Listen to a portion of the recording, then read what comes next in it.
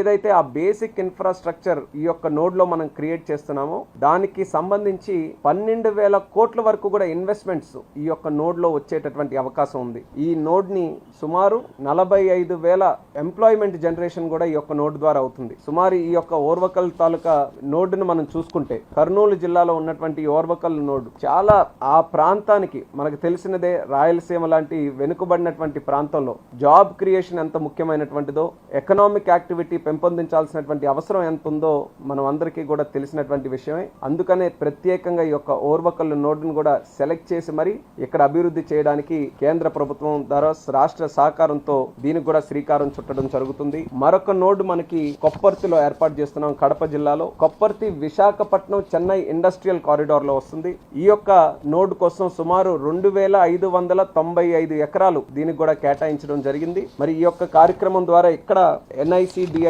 ద్వారా సుమారు 2,137 కోట్ల రూపాయలు ఈ యొక్క కొప్పర్తి నోడ్ లో ప్రభుత్వం ఖర్చు పెట్టి అక్కడ ఇన్ఫ్రాస్ట్రక్చర్ అంతా కూడా చేయడం జరుగుతుంది. ఈ ఇన్ఫ్రాస్ట్రక్చర్ ద్వారా ఇక్కడ రావాల్సినటువంటి ఇండస్ట్రీస్ ఏదైతే మన కొప్పర్తి నోడ్ ఉందో అక్కడ renewable energy, engineering, chemical, metallic and non metallic, textile and auto components ఈ యొక్క మ్యానుఫ్యాక్చరింగ్ సెక్టర్ మీద దృష్టి పెట్టి ఇక్కడ ఈ 2,137 కోట్ల రూపాయలు అక్కడ కావాల్సినటువంటి బేసిక్ ఇన్ఫ్రాస్ట్రక్చర్ ఆ నోడ్ డెవలప్మెంట్ కోసం మనం పెడితే సుమారు 8,860 కోట్ల రూపాయల వరకు ఇన్వెస్ట్మెంట్స్ ఇక్కడ వచ్చేటటువంటి పరిస్థితి ఇక్కడ ఏర్పడుతుంది. అలాగే సుమారు 54,500 వరకు కూడా ఎంప్లాయ్మెంట్ జనరేషన్ ఈ యొక్క నోడ్ ద్వారా ఇక్కడ క్రియేట్ అవుతుంది. మనం చూసుకుంటే ఎప్పటి నుంచో ఈ కడప జిల్లా గాని, కర్నూలు జిల్లా గాని, రాయలసీమ జిల్లాలో గతంలో ఎన్నో సందర్భాల్లో దీని గురించి చర్చించుకున్నాం. అక్కడ చాలా పొటెన్షియల్ ఉంది.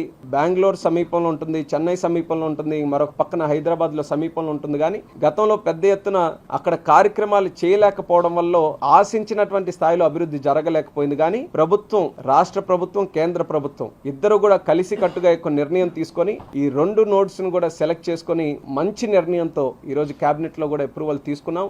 ఇది ఎలా సాధ్యమైందంటే డబుల్ ఇంజిన్ గ్రోత్ తాలూకా ఇది ఒక రిజల్ట్ అనేది కూడా మనం చెప్పుకోవాలి.